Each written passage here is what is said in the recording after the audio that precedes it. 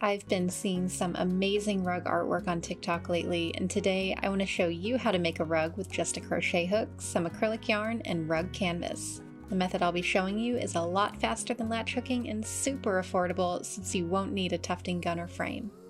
All of the supplies on this list should be easy to find at Walmart or Amazon or at your local craft store. I'll be linking to all of the supplies I used down in the description box. Regular acrylic worsted weight yarn will work best, and while these eyelash and furry yarns look amazing, they can be tricky to work with, and I would avoid using anything super chunky.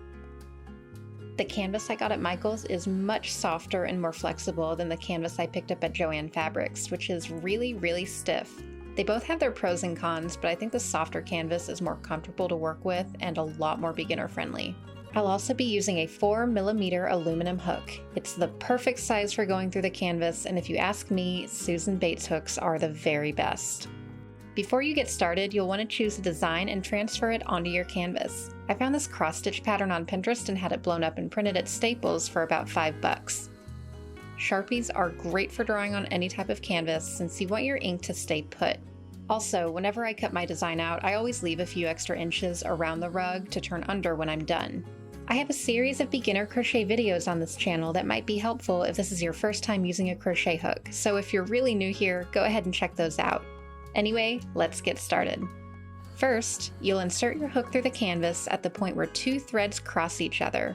Measure about 10 inches of yarn, and without cutting it, fold the yarn in half and use your hook to pull it through the canvas. Now, use the short end to tie a knot. I like to pull the short ends of my yarn through the canvas so that they stay in the back and out of my way with my working yarn laying on top. Now, put your hook in the exact same space, grab your working yarn, and pull it through to create a loop on your hook. Grab the yarn with your hook and pull it through the loop, just like you're working a single crochet stitch. Here's that whole thing again in slow motion.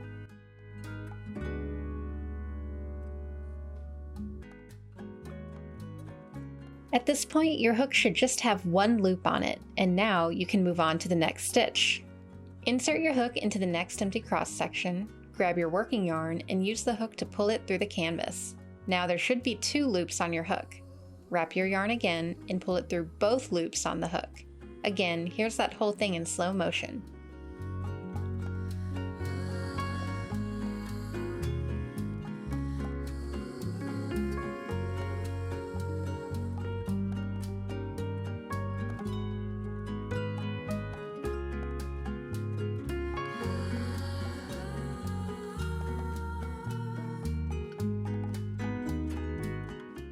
I'm just making a straight line for now, but you can move diagonally, around curves, or in any direction once you start to get a feel for working on the canvas. Your stitches will stay in place without unraveling, but if you make a mistake, you can undo your work by pulling on the working yarn.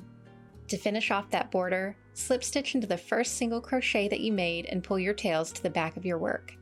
Now you get to decide how to fill in the rest of the empty space. You can keep using the single crochet stitch, which is exactly what I did on this piece, or you can fill it in with the loop stitch to make more of a shag rug.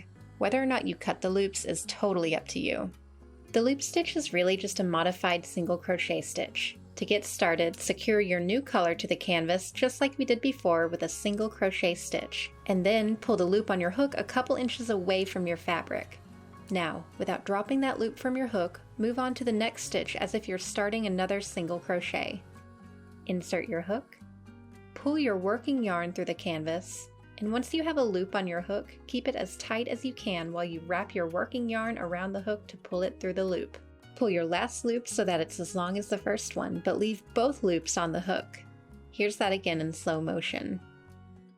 The loops will unravel if they're too short, so try to make them at least 2 inches long and as uniform as possible. Keeping a few loops on your hook will help you to maintain an even length. This will feel awkward at first, but give it some time and I promise your hands will get used to it. This stitch can be worked in a straight row or around curves and corners, just like the single crochet stitch. One thing that makes this stitch easier to work is pausing every now and then to firmly press your loops away from the empty areas. Once you're done, you get to decide whether or not to cut your loops. If you're working on a big project, you'll probably want to cut your loops in sections as you go along. This step can be really tedious, which is why I kind of prefer to just leave my loops intact. If you do decide to cut them, your best bet is to glue the back of your work to prevent them from unraveling. Fabric glue, tacky glue, and even Elmer's school glue are great affordable options. You can spring for the professional carpet glue, but I just used what I had lying around the house and it turned out just fine. You might need a little bit of hot glue to tack down the edges of your canvas, but make sure the fabric glue is totally dry before you do that. If you're still not happy with your edges, it's really easy to extend the border with another row of single crochet stitches. Once you've crocheted that extra row, you can just tuck it under and glue it into place, which is what I'll be doing on my Animal Crossing leaf.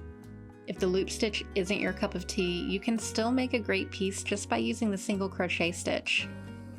I've had a lot of fun playing around with different kinds of yarn, and you can even take a wire pet brush and comb out the acrylic yarn to make it look like fur. And finally, to keep your rug from sliding around, you can glue non-slip rubber to the back of your work. I got a roll of this at Walmart for a few bucks. Anyway, I tried to keep this tutorial short and sweet for you guys, but if you have any questions, drop them down in the comments and I'll do my best to help you out. Thanks for watching, subscribe and let me know if you want to see more tutorials like this one, and have an awesome day. I'll see you next time.